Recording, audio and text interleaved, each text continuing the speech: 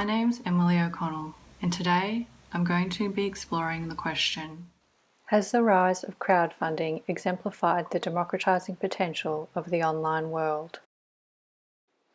I will argue that crowdfunding as a social media platform might exemplify the democratising potential of the online world in certain circumstances. These circumstances require that the platform user, through the mobilisation of funds raised, is able to participate effectively in the political, meaning that the user is both heard and listened to by the community, mainstream media, and political institutions. Firstly, what is crowdfunding? Crowdfunding is a very special case of the social networking phenomenon. Startsomegood.com is an example of a crowdfunding platform. In Startsomegood's own words, crowdfunding is a powerful way for individuals, groups, or organisations to raise funds for a project in a public forum online. Donors from around the world can view and support these projects and help them reach their funding goals by pledging to their online campaigns before the project deadline. Crowdfunding democratises the funding landscape by enabling the collective power of individuals to fund and realise new, innovative ideas. According to Rebecca English, crowdfunding, quote, is changing the ability of interested groups to monetise and mobilise support via the internet, end quote. Next, what is a democracy?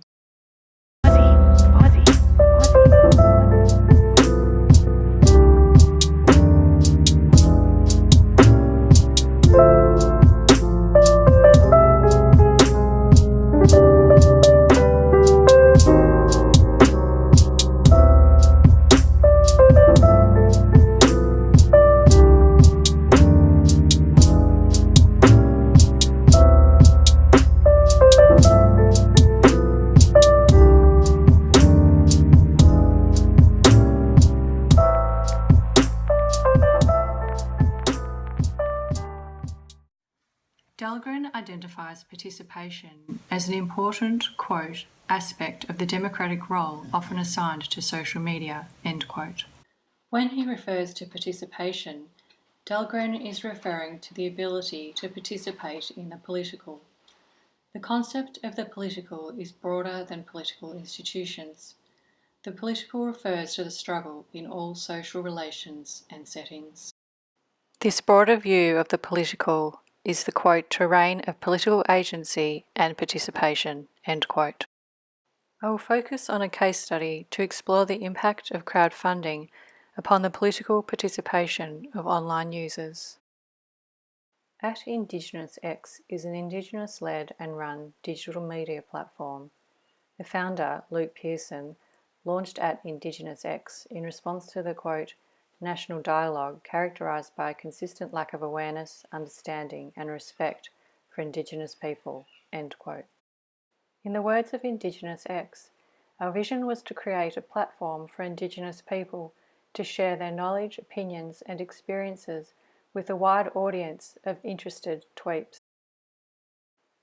According to Melissa Sweet and others, the Indigenous X Twitter project illustrates how digital innovation is helping to amplify the concerns, interests and conversations of Aboriginal and Torres Strait Islander peoples, and is also creating new channels for engagement and exchange between Indigenous and non-Indigenous Australians.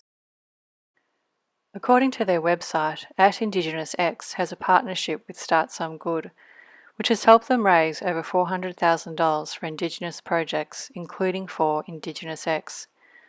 After self-funding for 3 years, Indigenous X sought investment from the community for the project Indigenous Online Media at its best, using Startsomegood as the crowdfunding platform.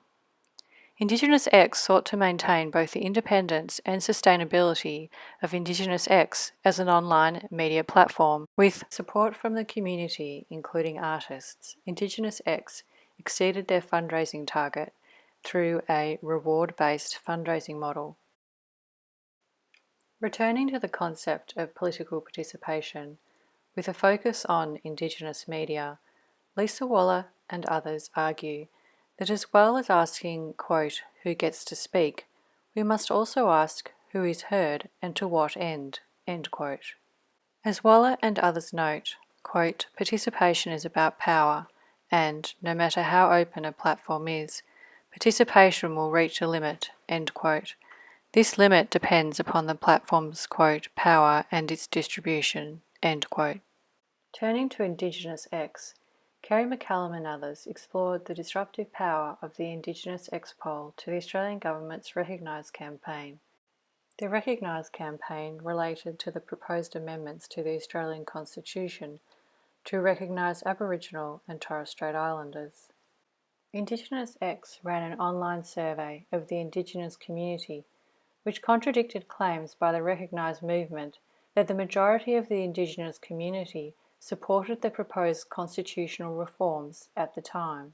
The poll showed that the Indigenous community felt most strongly about issues that had been ignored by political representation and mainstream media commentary. Indigenous X was able to, quote, mobilise a sophisticated social media strategy as well as established media advocacy techniques to enlist support and generate largely positive mainstream media coverage, end quote.